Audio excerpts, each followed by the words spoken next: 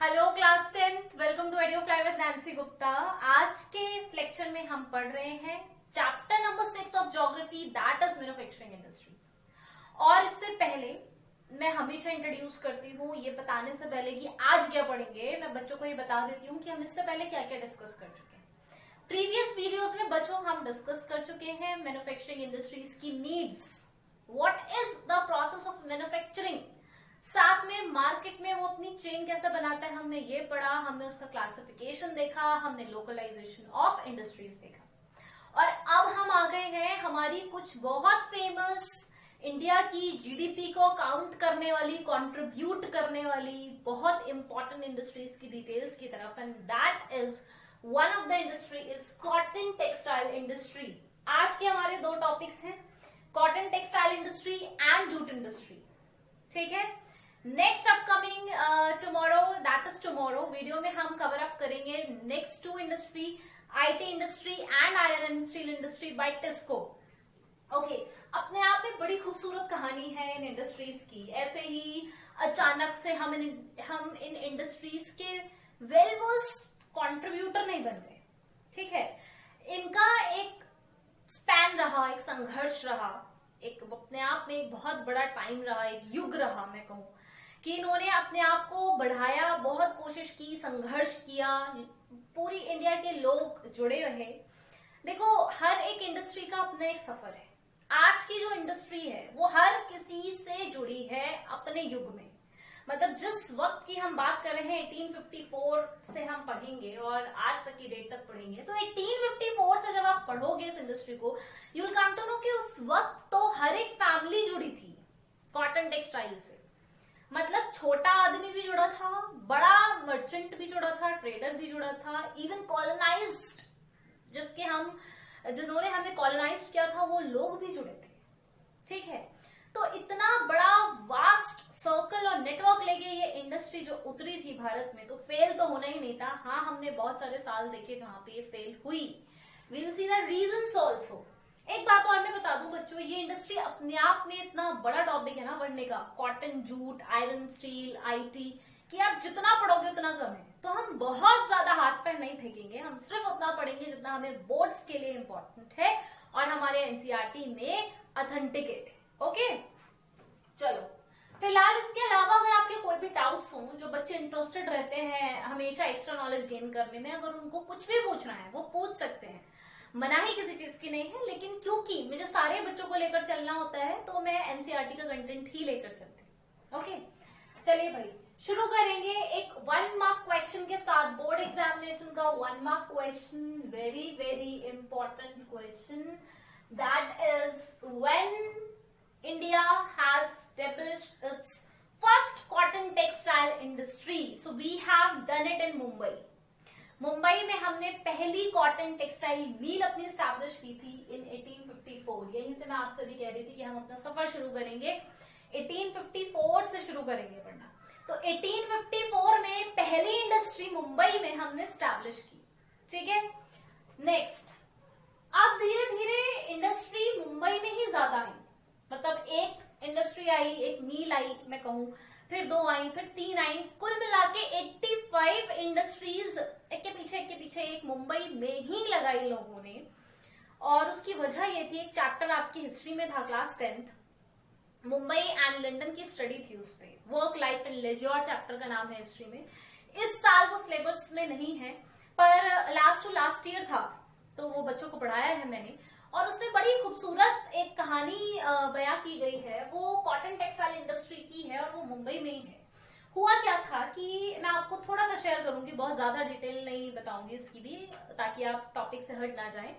हुआ क्या था इसमें बच्चों कि दूर दूर से ना लोग, पहली चीज उस वक्त हम कॉलोनाइज थे, हम पर जो था बहुत सारे लोगों का कब्जा था, ब्रिटिशर्स का था।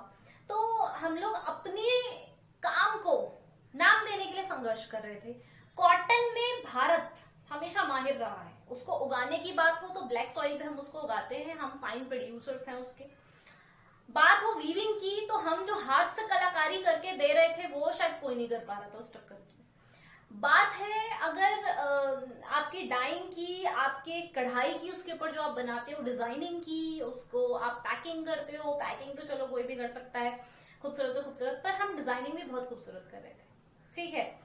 जैसे आज आप अलग अलग तरीके की जरी के काम देखते हो ना, उसके लिए भारत फेमस था अपने टाइम में। तो इन सब में हम माहिर थे, हमें कोई बीट करना आसान बात नहीं थी और कोई चाह भी नहीं रहा था हमें बीट करना। तो धीरे धीरे एक के पीछे एक उस वक्त इंडस्ट्री मुंबई में खुली और मुंबई में खुलती गई। उसका रीजन ये है, पूरे देश भर से जब लोगों को पता चला अरे वहां इंडस्ट्री खुल रही है, तो उस वक्त भाई हम कॉलोनाइज तो गरीब हो गए थे, तो सबको काम चाहिए था। मील खुल रही है मतलब काम मिलेगा, मील खुल रही है मतलब एम्प्लॉयमेंट चाहिए। सारे लोग अपना अपना घर बार छोड़ के, जिसके पास नौकरी नहीं थी, सब मुंबई पहुंच गए और मुंबई की हालत हो गई थी। जो चौल सिस्टम आज आप देखते हो ना मुंबई में, चौल सिस्टम ये कॉटन मिल की वजह से ही आया है। मिल खुल गई और मिल खुलने के लिए जो दुनिया भर से लोग आए, भारत की दुनिया से, सॉरी, जो भारत पूरे इंडिया से जो लोग पहुंचे मुंबई में काम ढूंढने के लिए और काम करने के लिए, जाहिर सी बात है इतनी सी जगह में अगर पूरा भारत समा जाए तो रहने की जगह नहीं बचेगी। और तभी चौल सिस्टम इजाद हुआ था कि एक ही सा पूरा घर हो, उसमें कॉमन टॉयलेट्स हो, एक रूम में 20-20 लोग रह रहे थे, बस रहो और काम करो, अपना कोई प्राइवेसी, अपनी कोई लाइफ, अपना कोई वहां पे घर या बहुत बड़ा शानदार आराम कंफर्टेबल ऐसा कुछ नहीं था, ठीक है। तो ये एक सफर था जो हमने वहां से शुरू किया था, यानी कि 1854 से शुरू किया था। और उसके बाद हमने एक के बाद एक कई सारी कॉटन टेक्सटाइल मिल हुई। चलो, डिमांड मुंबई से पूरे भारत में कब फैली? आपको क्या लगता है कि अगर एक मुंबई अकेले 80 या 100 मील के साथ काम कर रही है तो वो कितनी नीड पूरी कर देगी? कॉटन उस वक्त पूरा भारत पहनता था, पूरे इंडिया की नीड्स फुलफिल कर रही होगी। लेकिन धीरे धीरे गुजरात, इसका आज के टाइम में भी Gujarat one of the finest producer of cotton textile माना जाता है। तो गुजरात तक ये कैसे पहुंचा? गुजरात तक पहुंचा स्टूडेंट्स जब वर्ल्ड वॉर चल रहा था, और वर्ल्ड वॉर में हम ब्रिटेन की तरफ से थे, we were also engaged Britain की तरफ से। तो वहां पर क्या हुआ, सारे कंट्री का अपना प्रोडक्शन बंद हो गया और वो जहां से लेते थे पहले वो भी डिक्लाइन हो गया वॉर में। तो अब डिमांड आके सारी की सारी मर्ज हो गई इंडिया में। अब सबको इंडिया से कॉटन चाहिए था, तो यूके की जो जबरदस्त डिमांड भारत से आई कॉटन की, और हमारे इंडिया ने जो प्रोडक्शन शुरू किया उसके बाद मिल्स में, गुजरात में भी हमने प्रोडक्शन शुरू किया। हम उसके बाद नॉर्थ इंडिया में भी पहुंचे थे, ऐसा नहीं है, महाराष्ट्र तो हम कर ही रहे थे उस वक्त बहुत ज्यादा। तो ये हमारा सिनेरियो था। उसके बाद प्रोडक्शन हुआ और हम एक्सपोर्टर बन गए, हम बड़े मजे से काम में माहिर होते गए। 30 नवंबर 2011 की स्थिति बता रही हूँ, मतलब बहुत पुरानी स्थिति नहीं है, ये आपके सामने की स्थिति है, मतलब आज 20 चल रही है, 9 साल पहले की बात कर रही हूँ मैं, ठीक है। तो वो टाइम तक कॉटन टेक्सटाइल में हमारी हालत पता है क्या थी? We have 1946 total cotton textile industries in India. Imagine 2000 industry है लगभग, ठीक है, राउंड फिगर में बात करूं, जिसमें से 80% इंडस्ट्री प्राइवेट सेक्टर की थी और बाकी जो 20% इंडस्ट्रीज चल रही है वो कॉर्पोरेटिव सेक्टर्स के थ्रू चल रही है, क्योंकि जो छोटे छोटे लोग हैं वो अपना काम जो करना चाहते हैं वो कहीं ना कहीं ज्वाइंट हो जाते हैं इंडस्ट्रीज के साथ। ओके, इतना भी नहीं, अब आप ये सोचो इसकी भी एक कहानी रही है। पहले लोग हाथ से काम करते थे, कॉटन टेक्सटाइल का धागा बना रहे हाथ से बना रहे हैं, कपड़ा बुन रहे हैं हाथ से बुन रहे हैं, समझ में आ रहा है? तो हाथ से बुनने में टाइम भी बहुत लगता था और लेबर भी बहुत लगती थी, और जाहिर सी बात है मेहनत लग रही है तो पैसा भी लेगा इंसान। धीरे धीरे करके मशीन आनी शुरू हुई। तो ऐसा नहीं है कि हम आज भी हाथ से ही काम कर रहे हैं, डेफिनेटली हम मशीन्स में भी माहिर हो गए, हमने मशीन्स बाहर से भी मंगाई, जरूरत पड़ी तो इंडिया में भी बनाई, गवर्नमेंट ने भी मदद करी थी। तो 4 से 10 लूम्स हमारे पास हर छोटी इंडस्ट्री में मिले काम करने के लिए। लूम्स क्या होते हैं? जिससे हम धागे वागे बनाते हैं, सारे टूल्स होते हैं ये सब, ठीक है। तो ये हमारी ऑन ग्राफ एनालिटिक्स है, ये ग्राफ है, ये हमारे एनालिटिक्स है। इनिशियली अट्रैक्टेड सेंटर्स वर महाराष्ट्र और गुजरात, मैंने आपको बताया ही, महाराष्ट्र और गुजरात से शुरू हुआ है ये हमारा कॉटन का production. Factors affecting its localization, बहुत सारी वजह की why only Maharashtra and why only Gujarat, ये आपके दिमाग में आ रहा होगा। जब मैं आपसे कह रही हूँ कि मुंबई में हमने लगातार 80 इंडस्ट्री खोल दी एक के बाद एक, और फिर गुजरात में हम एक्सपेंड हो गए, तो यही 2 सेंटर क्यों? क्यों मुंबई चुना, क्यों गुजरात चुना, उसकी वजह है। ये आपको हमने लास्ट लेक्चर में डिस्कस की है। इंडस्ट्री लगाने की वजह होती है, आप कैसे भी आंखें बंद करके कहीं पे भी इंडस्ट्री नहीं लगा सकते। आंखें खोल के, दिमाग खोल के इंडस्ट्री लगाओगे, क्या देखोगे? मुझे रॉ मटेरियल मिल जाए, क्या देखोगे? लेबर मिल जाए, पावर मिल जाए, मशीन मिल जाए, ठीक है। और अगर बाहर भेजना है, क्योंकि भाई हम तो बना ही बाहर एक्सपोर्ट करने के लिए थे, तो हमें पोर्ट भी चाहिए ना। बाहर भेजने के लिए पोर्ट से भेजोगे तो पोर्ट पास में, ट्रांसपोर्टेशन का कॉस्ट कम हो। तो ये सब हमें गुजरात और महाराष्ट्र में मिला बच्चों। क्या मिला? कॉटन हर जगह ग्रो नहीं होती है, ब्लैक सॉइल पे ग्रो होती है। तो we have black soil in Maharashtra, we have black soil in Gujarat as well. और बहुत कम पैसों में जहां बन रही है, जहां पैदा हो रही है, वहीं इंडस्ट्री है, आराम से ट्रांसपोर्टेशन कॉस्ट रिड्यूस हो रही है। पहला रीजन। दूसरा रीजन मार्केट। भाई मार्केट बहुत बड़ा था। ये तो आप समझ लो महाराष्ट्रियन लेडीज कॉटन की साड़ी ही पहनती थी उस वहां पे, बहुत बड़ा मार्केट था। मैंने छोटा सा एग्जाम्पल दिया है, इसी बात को मत पकड़ना। ट्रांसपोर्टेशन बाहर के लिए भी था, पोर्ट अवेलेबल थे, और इंटरनल भी था मुंबई से, क्योंकि उस टाइम मुंबई राजधानी थी। 1911 में बदली है, मुंबई से दिल्ली 1911 में शिफ्ट हुई है, ठीक है। पोर्ट, लेबर तो अवेलेबल थी, मैंने आपको बताया। और क्लाइमेट, कॉटन ग्रो करने के लिए हमें मॉइस्ट क्लाइमेट चाहिए, ऐसा क्लाइमेट हमें गुजरात और महाराष्ट्र बहुत आसानी से मिल गया था, ठीक है। चलो नेक्स्ट पॉइंट की तरफ बढ़ेंगे। सब इंडस्ट्री अटैच टू इट। एक कॉटन उगाने से लेके कपड़ा बेचने तक कितने तरीके के काम इसमें इंगेज होते हैं, ये पढ़ना है हमें। और ये बड़ी ही इंटरेस्टिंग बात है, और ये पूछा भी जाता है। Explain the process of cotton manufacturing, cotton textile industry या कॉटन मैन्युफैक्चरिंग। तो ये बड़ा ही इंटरेस्टिंग है, और ये आपको पता होना चाहिए। And you will feel also very much excited to know ginning. Ginning क्या होता है? मैं सिर्फ बोलूंगी नहीं, हमेशा की तरह मैं आपको पिक्चर्स भी दिखाऊंगी, पर पिक्चर्स बाद में दिखाऊंगी। आप झूठ एक्सप्लेन करने के बाद पहले सुन लो, फिर पिक्चर्स देखोगे तो चीजें क्लियर हो जाएंगी। ओके, गिनिंग क्या होता है? जब हम कॉटन उगाते हैं ना, और जब हम उसको तोड़ लेते हैं पौधे में से, तो उसमें बीज होते हैं अंदर, कॉटन में बीज रह जाते हैं। अब वो बीज को छांटना, बीज अलग करना, कॉटन अलग करना, इसे गिनिंग बोलते हैं, ठीक है। रॉ कॉटन को छांट के अलग करना, दिस इज गिनिंग। सबसे पहला काम गिनिंग। गिनिंग के बाद आप क्या करोगे? स्पिनिंग, धागा बनाओगे। धागा बनता है, यार्न बनता है। तो यार्न बनेगा, यार्न बनने के बाद वीव, उस धागे को आपस में बांधा जाएगा। सबसे कॉमन तरीका जो हम पहले इस्तेमाल करते थे, ऐसे बांधते थे धागे को, ठीक है, ऐसे और ऐसे। अब वो मजबूत हो जाता था बहुत ज्यादा। अब तो बहुत सारे पैटर्न्स हैं, मशीन आ गई है, पर पहले इस तरीके से बांधा जाता था, ठीक है।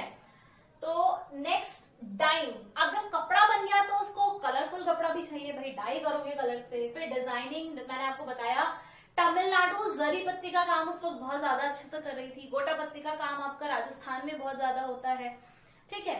तो इस तरीके से डिजाइनिंग होती है, उसके बाद पैकेजिंग होती है, फिर आप टेलरिंग भी कराओगे। अगर आपको कपड़ा बनाना है, सूट, साड़ी, शर्ट, कुछ भी बनाना है वो बनाओगे, और उसके बाद सुई, टेलरिंग करके, ड्राफ्टिंग करके उसको सिल दोगे, और फिर आप उसको एक्सपोर्ट कर दोगे। तो भाई स्विंग कपड़ा भी एक्सपोर्ट हो रहा है, रॉ कपड़ा भी, कॉटन भी एक्सपोर्ट हो रही है, सिर्फ कपड़ा, फैब्रिक भी एक्सपोर्ट हो रहा है। तो जिसकी जैसी रिक्वायरमेंट वैसा वो एक्सपोर्ट कर रहा है, और इंपोर्ट करने वाला उस तरीके से इंपोर्ट करवा रहा है, ठीक है। तो ये प्रोसेस बहुत इंपॉर्टेंट है, ये आप नहीं भूलेंगे, ये पूछे जाते हैं, ठीक है। नेक्स्ट आ जाओ, हम कहाँ कहाँ एक्सपोर्ट करते थे? बहुत देर से मैं बोल रही हूँ, एक्सपोर्ट करते थे, एक्सपोर्ट करते थे। बाहर हम कहाँ कहाँ एक्सपोर्ट कर रहे थे? बाहर एक्सपोर्ट करने के हमारे सेंटर्स हैं बेटा, यार्न, यानी कि ये स्पिन करने के बाद जो हमारा धागा था वो हम जापान भेज रहे थे, क्योंकि जापान के पास अपनी टेक्नोलॉजी बहुत थी स्पिन करने की, आगे कपड़ा बनाने के लिए। गुड्स यानी कि बना हुआ कपड़ा हम दे रहे थे UK, USA, Russia, France, Nepal, Singapore, Sri Lanka, Africa, ठीक है। अब एक दो फैक्ट मैं आपको बताऊंगी। पहला फैक्ट तो ये कि चाइना के बाद we are the second largest one country जिसके पास 43.13 स्पिंडल्स हैं आफ्टर चाइना, यानी कि सबसे ज्यादा स्पिंडल्स कॉटन के लिए चाइना के पास है, और उसके बाद हमारे पास है। We are the second most, second largest. पूरे वर्ल्ड में हम 1/4 कॉटन का ट्रेड करते हैं, उसके हिस्सा हमारा है 1/4 ट्रेड का। और इसके बावजूद भी इन दो बड़ी उपलब्धि के सक्सेसफुल होने के बाद भी दो फैक्टर्स पर हमें इंपोर्ट करना पड़ता है। मतलब हम एक्सपोर्ट भी करते हैं अपना बनाया हुआ, लेकिन हम बाहर से भी मंगा रहे हैं। क्यों मंगा रहे हैं? इसलिए मंगा रहे हैं बच्चों, एक तो स्टिफ कंपटीशन है, प्योर कॉटन बहुत महंगा है और मार्केट में उससे सस्ता अवेलेबल है। आप जाओगे, आप कॉटन का कपड़ा देखो मार्केट में, आपको मुझे लगता है 20 रुपए से लेके हजारों रुपए तक का कपड़ा का वैरायटी मिलेगा। तो ये क्या है? कंपटीशन है। जब आदमी को 20 रुपए का मिल रहा है, वो क्यों आपका 1000 रुपए का लेने जाएगा? समझ रहे हो? कंपटीशन बहुत है। हमारे पास इतने सिंथेटिक अब अवेलेबल है ना वैरायटी मशीन की बनी हुई बाहर से, कि भारत का अपना कॉटन नहीं उसमें यूज हो पा रहा है। Second, low output of labour. Labour बहुत धीरे धीरे आउटपुट देती है, टाइम बहुत लेती है। ठीक है, मशीन अभी भी हमारे पास बहुत है, पर इतनी नहीं है जितनी जापान चाइना के पास है। वो कॉटन भले ही हमसे लेते हैं, क्वालिटी हमारी बेहतर है, लेकिन काम उनका बेहतर है। बात मेरी समझ में आ रही है? देखो मैं क्या कहने की कोशिश कर रही हूं आपसे। मान लो आपको क्या करना है, आपको एक प्रोजेक्ट बनाना है, एक मॉडल बनाना है, ऐसा समझ लो। ठीक है, अब वो मॉडल बनाने के लिए आपको बढ़िया क्वालिटी का कार्डबोर्ड चाहिए। तो कार्डबोर्ड भले ही आपके फ्रेंड के पास है, लेकिन बनाना आपको आता है बढ़िया क्वालिटी का मॉडल। समझ रहे हो? तो लेने तो कार्डबोर्ड उससे जाओगे, लेकिन मॉडल अपना बनाओगे। यही होता है। कॉटन तो हमसे लेते हैं क्योंकि हम फाइन क्वालिटी की कॉटन देते हैं, लेकिन मशीन उनके पास है कि वो जो बनाने का पैसा है वो बचा ले और उसके बाद वापस हम ही बेच देते हैं, हमारे लोगों को बेच देते हैं सस्ते में। तो यहाँ हम फेल हो रहे हैं।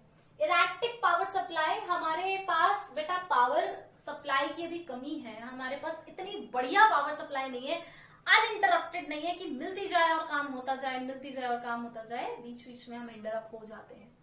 तो ये हमारे ड्रॉबैक्स हैं। इसमें इतने क्वेश्चंस बन गए हैं बोर्ड एग्जाम के लिए।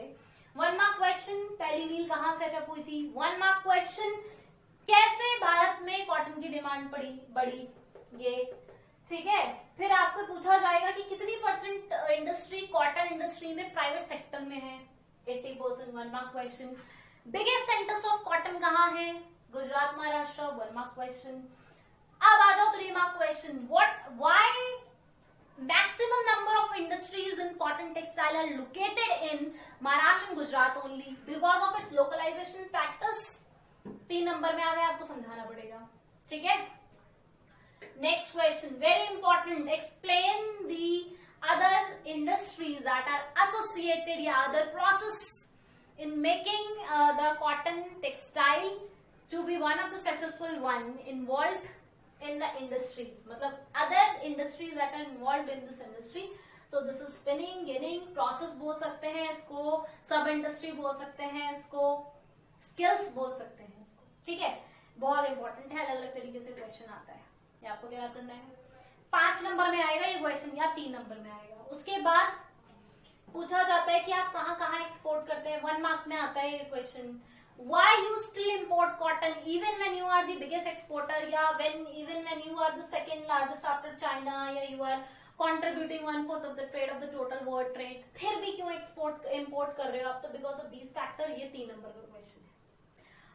और सबसे भारी भरकम क्वेश्चन जिसमें आप ये सब कुछ लिख सकते हो। Give short note on cotton textile industry। Give features of cotton textile industry। Trace the development of cotton textile industry in India। इस तरीके से बहुत सारे क्वेश्चंस आते हैं, आए हैं। ठीक है, तो ये आपको तैयार करना है, करना ही करना है। वैसे तो मैंने सोचा था कि आज मैं जूट इंडस्ट्री पे पढ़ा दूंगी आपको, पर मुझे लग रहा है कि ये अपने आप में एक बड़ा और अच्छा टॉपिक है। आज नहीं, हम जूट इंडस्ट्री भी कल ही पढ़ते हैं। आज आप आराम से टाइम ले लो, कॉटन टेक्सटाइल पढ़ लो, आगे चलो। अभी मैं यहाँ पे प्रेजेंटेशन में आपको ये सारे प्रोसेस दिखा देती हूँ, ginning, spinning, weaving, dyeing, designing, सब दिखाती हूँ। देख लो, लूम देख लो, स्पिंडल मशीन देख लो जो काम आती है कॉटन टेक्सटाइल इंडस्ट्री में। तो ये सारी चीजें देख लो। मैप देख लो जो कि बहुत इंपॉर्टेंट है, जो आता है मार्क करिए, कॉटन टेक्सटाइल इंडस्ट्री के centres on India map. Study कर लेते हैं, आज कॉटन टेक्सटाइल पूरे तरीके से खत्म कर देते हैं और कल पढ़ेंगे फिर जूट। ठीक है, so let's begin with some of the picture on cotton textile industries. Students just have look over these pictures so that आपको कॉटन टेक्सटाइल इंडस्ट्री में इन्वॉल्व सारे प्रोसेस बहुत इजीली समझ आए, ठीक है। जो हम अपना प्रोसेस शुरू करेंगे वो कहाँ से शुरू करेंगे, I have shown you, farm से शुरू करेंगे जहाँ पे कॉटन उगाई जाती है, ठीक है। Now look at this picture, यहाँ पे आपको फार्म लैंड दिख रहा है और फार्म लैंड में जो क्रॉप्स दिख रहे हैं ये जूट का प्रोडक्शन है, सॉरी कॉटन का प्रोडक्शन है। इस तरीके से हम कॉटन प्रोड्यूस करते हैं। ये व्हाइट कलर का जो दिख रहा है ना डॉट्स, ये सब रॉ कॉटन है। रॉ कॉटन में गिनिंग होती है। अब गिनिंग मैंने आपसे बताया था कि बीज निकाल लिया जाता है, कॉटन को अलग कर लिया जाता है। तो इस तरीके से देखो ये गिनिंग हो रही है।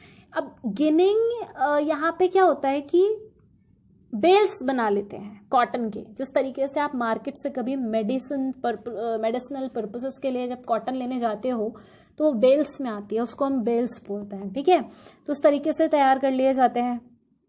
अब वो जाते हैं आपकी कॉटन की मील। कॉटन मील जाने के बाद इस तरीके से हम क्या कर रहे हैं, ये सब आपका धागा तैयार हो रहा है, थ्रेड प्रोड्यूस हो रहा है। ये सब थ्रेड बनाने का इंस्ट्रूमेंट टूल लगा हुआ है इंडस्ट्री के अंदर, ठीक। आई होप आपको दिख रहा होगा क्लियरली।